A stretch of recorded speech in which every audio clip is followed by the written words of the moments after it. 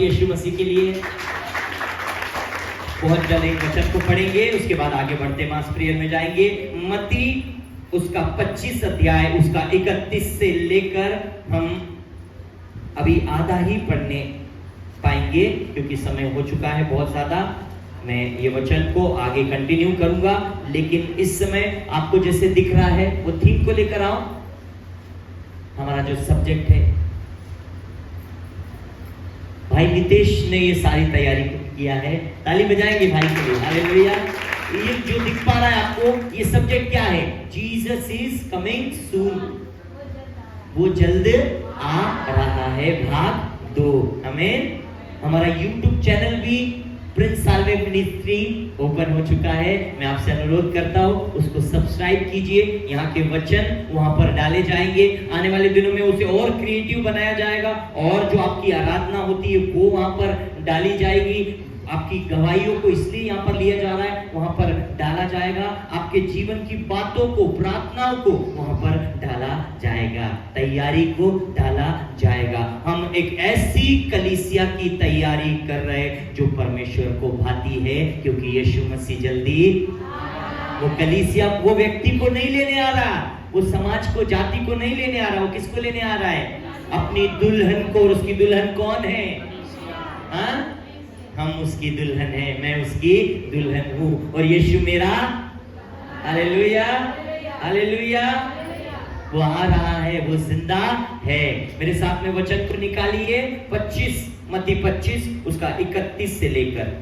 जब मनुष्य का पुत्र अपनी महिमा में आएगा और सब स्वर्गदूत उसके साथ आएंगे तो वो अपनी महिमा के सिंहासन पर विराजमान होगा। यहाँ पर वचन कहता है वो जब अपनी महिमा में आएगा तब सब स्वर्गदूत उसके साथ आएंगे। जब यीशु मसीह आएगा तो उसके साथ क्या होगा? क्या होगा? सब स्वर्गदूत आएंगे। जितने स्वर्गदूत है वो यीशु के साथ में। कोई ये नहीं बोलेगा मुझे नौकरी पर जाना है, मुझे वहां पर वो काम करना है, वो आग बुझाने जाना है। स्वर्गदूत ये नहीं बोलेगा। वो क्या बोलेगा? कि वो राजा के साथ में हमें आना है। हमें वो हमारा क्या है? यीशु आपका क्या है? यहाँ पे बाइबल बता रही है कि जब वो आएगा तो वो अपनी महिमा के सिंहासन पर विराजमान होगा और सब जातियां उसके सामने इकट्ठा की जाएगी। और जैसे चरवाहा भेड़ों को बकरियों से अलग कर देता है, वैसे ही वह उन्हें एक दूसरे से अलग कर देगा। हालेलुया। जैसे चरवाहा क्या करता है? भेड़ों को बकरियों से अलग कर देता है। भेड़ और बकरी, बोलो भेड़। सब लोग बोलो भेड़ और बकरी। भेड़ क्या होती है? भेड़ क्या होती है? भेड़ कैसे होती है? क्या होती है? भेड़ मतलब क्या होता है? उसका स्वभाव क्या होता है? चरवाहे के पीछे वचन को फॉलो करने। भेड़ किसे कहा है पता है? अच्छा, बकरी किसको कहा है? शक है? यीशु हमारा चरवाहा है तो हम उसकी क्या हुए? तुम्हें पूछ रहा हूँ, भेड़ कौन है? हाँ? मैं तो सविता हूँ, मैं तो नित्या हूँ, भेड़ थोड़ी हूँ। हम कौन है? पक्का? मैं आपका कॉन्फिडेंस वहां से देख पा रहा हूँ। डाउट में बकरी बोलना है कि भेड़ बोलना है वो देख रहा हूँ। भेड़ है कि बकरी? अभी शांति रहती हूँ। हालेलुया। हम क्या है? वो चरवाहा है और बाइबल बता रही है वो भेड़ों को बकरियों से क्या करेगा? नितेश इधर, भूरी आप इधर। भेड़ों को बकरियों से अलग करेगा। भेड़ का क्या स्वभाव होता है? नम्र होती है, थोड़ा सा झुको। वो आज्ञा मानती है, वचन को पढ़ती है, चर्च आती है। हालेलुया। कल हम एक किताब, सीधे हो जाओ बेटा, कोई बात नहीं। कल हम शमूएल की किताब 3 अध्याय में से पढ़ रहे थे। परमेश्वर ने शमूएल को आवाज लगाई और वो किसके पास में दौड़ रहा था? वो क्या कर रहा था? एली के पास, परमेश्वर आवाज लगा रहा था और वो बार बार क्या कर रहा था? एली के पास जा रहा था। और एली क्या बोल रहा था? मैंने तुझे नहीं आवाज लगाई। जब 3 बार ऐसा हुआ, वो उसको याद आया कि ये आवाज अब तुझे आएगी शमूएल, तो क्या कहना कि बोल यहोवा, क्योंकि तेरा दास सुनता है। अब मेरा प्रश्न ये, वहां बार बार वो एली के पास क्यों जा रहा था? क्या वो एली की आवाज को नहीं पहचान पा रहा था? क्या वो ये मैच नहीं कर पा रहा था कि उसको परमेश्वर आवाज लगा रहा है, एली आवाज नहीं लगा रहा? वो क्यों एली के पास में जा रहा था? बाइबल कुछ बातों को बताती है और कुछ बातों को हमें समझने की, पवित्र आत्मा की समझने की जरूरत होती है। जब यहोवा परमेश्वर, ध्यान से सुनिए, जब आवाज लगाता है, वो अपने प्रभु के दास के द्वारा आवाज लगाता है और उसकी आवाज से मैच होती है। हालेलुया! उसकी आवाज में ही वो आवाज लगाता है। भेड़ों से बोलता है उधर नहीं जाना, तो भेड़ क्या करती है? मेरा शब्द। हालेलुया! लेकिन जो बकरियां होती है, वहां नहीं जाना, तो बकरी क्या करती है? कहां पर? नहीं, ऐसा नहीं। हालेलुया! पर भेड़ों को बोलता है चरवाहा के, वो भेड़े चलती है और वो हरी चराइयों में उसे चराता है। यीशु हमें एक साइन देता है, हमें भी सीटी मार के जगाता है, हमें उठाता है, प्रार्थना कर बोलता है। हालेलुया! और भेड़े जो सच्ची होती है, अच्छी होती है, उसकी आवाज को क्या करती है? हाँ, क्या करती है? कितना बकवास कर, बाप रे, चर्च वो ऐसा नहीं करती। हालेलुया! लेकिन जो बकरियां होती है तो क्या करती है? कभी इधर घुसरी, क्या करती है? सींग को मारती है ना? बकरियां क्या करती है? कितने लोग सींग मारते हैं? कोई सींग मारने वाला है? समझ रहे हैं मैं क्या बोलना चाह रहा हूं? बोले वो अलग करेगा सींग मारने वालों से। हालेलुया! समझ में आ रहा है?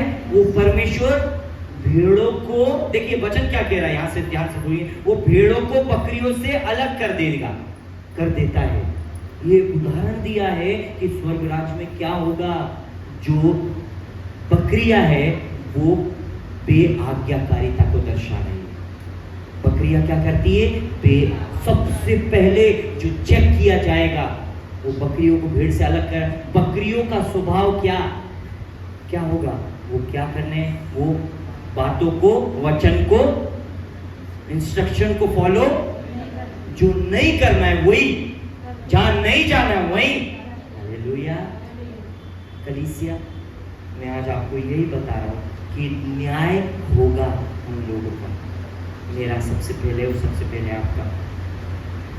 और जब न्याय होगा तो सबसे पहले वो राजा, यहाँ पर पूरा पढ़े, यहाँ पे लिखा है वो भेड़ों को अपने दाहिनी ओर बताए, सब लोग कहां पर है? दाहिनी ओर।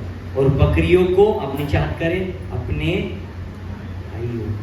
अंतर तो रहेगा, वो ये बता रहा है कि मैं अंतर करवाऊंगा आप में और परमेश्वर के लोगों में। हम सब में क्या होगा? अंतर तो होगा, अलग तो दिखाई देंगे। वहां पर ही नहीं, यहाँ पर भी हम अलग दिखाई। दुनिया जो करती रहे, बेटा thank you, God bless you. दुनिया जो भी करते रहे, आप मसीह है और भेड़े, वो कैसे पता चलेगा? पता है, वो कुछ भी करते रहे लेकिन आप उसकी आज्ञा को मानेंगे। दुनिया में कुछ भी होता रहे लेकिन आप वो कहेंगे, करेंगे जो परमेश्वर आपसे बोलते हैं। आमीन, हालेलुया। आपका मन क्या बोल रहा है वो नहीं, आपका परमेश्वर वचन में आपको क्या बता रहा है वो आपके लिए मायने रखेगा। आमीन, हालेलुया। वो आपको जिद्दी नहीं बनाएगा, वो आपको नरम करेगा। हालेलुया। वो अपनी जिद पूरा करने के लिए नहीं कहेगा, बल्कि वो क्या करेगा, आपकी आत्मा को तैयार इस तरीके से ट्रेंड करेगा। पिछले संडे मास प्रेयर, आग ऐसा लग रहा था आग छू रही है, मैं भी अपने आप में नहीं था, आग छू रही है। एक एक व्यक्ति पर जैसे कमांड किया जा रहा था वैसे आत्मा काम कर रहा था। प्रभु का धन्यवाद हो। सारी महिमा कोई पास्टर को नहीं, कोई माँ को नहीं, कोई पिता को नहीं, कोई बाप को नहीं, किसी को नहीं, केवल यीशु मसीह को। हमें वो खुदा है, कोई व्यक्ति नहीं है आपका खुदा। वो जो परमेश्वर ने आपके लिए चुना है वो अगुआ है, लेकिन पिता कौन है? वो वचन में लिखा हुआ है, तब 34 पर राजा अपनी दाहिनी ओर वालों से कहेगा, हे मेरे पिता के धन्य लोगों, आओ उस राजा के अधिकारी हो जाओ जो जगत के आदि से तुम्हारे लिए तैयार किया गया है। यहाँ पर एक लाइन लिखी गई है, जो जगत के, वो बोलेगा, वो भेड़ों को अपनी, यहाँ पे लिखा हुआ है, उस राज्य के अधिकारी हो जाओ जो जगत के आदि से तुम्हारे लिए तैयार किया। आपके और मेरे लिए, ध्यान से सुनिए, मेरे तरफ देखिए, उस खुदा ने पहले ही क्या कर दिया है? तैयार करेगा नहीं, तैयार कर दिया है। मैं, यीशु मसीह ने बोला, मैं तुम्हारे लिए जगह तैयार करने के लिए कि तुम भी मेरे साथ, जहां मैं रहता हूं वहां पर। ये खुदा का प्लान है। वो आपको क्यों लेने के लिए आ रहा है? कि उसके राज्य में आप और मैं वारिस, वचन में लिखा है, संगी वारिस बनके रहे। जो कुछ हम इस परदेश में करेंगे उसके बाद डिक्लेयर होगा कि हम बकरियों की गिनती में हैं या भेड़ों की गिनती में। हालेलुया। वहां पर जाकर नहीं, मैं एक बार स्वर्ग में चले जाऊं, उसके बाद में मैं बीड़ी छोड़ दूंगा, सिगरेट छोड़ दूंगा, झूठ बोलना छोड़ दूंगा, पाप छोड़ दूंगा, गलत काम छोड़ दूंगा, दुनियादारी छोड़ दूंगा। वहां पर नहीं, वहां पर तब आप क्वालिफाइड होंगे जब आप यहां पर उन चीजों को मैं और आप करेंगे। जब वो, और वचन में लिखा है दाहिनी ओर से, दाई ओर और बाई ओर को अलग करूंगा। वो कैसे डिसाइड करेगा आप बताएं? जब वो पृथ्वी में हमें काम करते हुए देखेगा, हमारे मनों को देखेगा, जांचेगा, तब जो कुछ हमने इस पृथ्वी पर बोया है, बोला है, कहा है, वो सारी बातें, जैसे अभी वीडियो दिख रहा था, मेरे और आपके वीडियो को सबके सामने क्या कर दिया जाएगा? जो गुप्त में मेरे कार्य थे उन कामों को उजागर कर दिया जाएगा। वचन में लिखा है, जो कुछ तुम अंदर कमरे में बैठकर बोलोगे वो भी दिखा दिया जाएगा। हमारे सारे कामों को वो राजा के सामने, जिसका नाम यीशु है, प्रकट कर दिया जाएगा। याद रखिए, मैं बार बार क्यों बोल रहा हूँ, यीशु के अलावा यहाँ पर ये नहीं लिखा है कि वहां पे और देवी देवता रहेंगे, वहां पे राजा रहेगा, राजाए रहेंगे, नहीं लिखा। यानी वो, हालेलुया, वहां पर कोई देवी नहीं रहेगी, कोई देवता नहीं रहेंगे, फलाना भगवान कुछ भी नहीं। वहां पर एक राजा है और उसका नाम क्या है? क्योंकि बाइबल क्या बता रही है? वो अपने लोगों को, यीशु मसीह ने जाने से पहले क्या बोला? हमने पढ़ लिया, हमने क्रिसमस बना लिया, हमने ईस्टर बना लिया, हमने रिजरेक्शन डे बना लिया, हमने हमने पाम संडे बना लिया, सब। लेकिन अब मैं आपको जो बताने जा रहा हूं कि वो जा चुका है और बहुत जल्दी वो वापस आने वाला है और अपनी कलीसिया को उठा लेकर जाने वाला है। हमें तैयारी करना है। अभी गीत में हमने क्या गाया?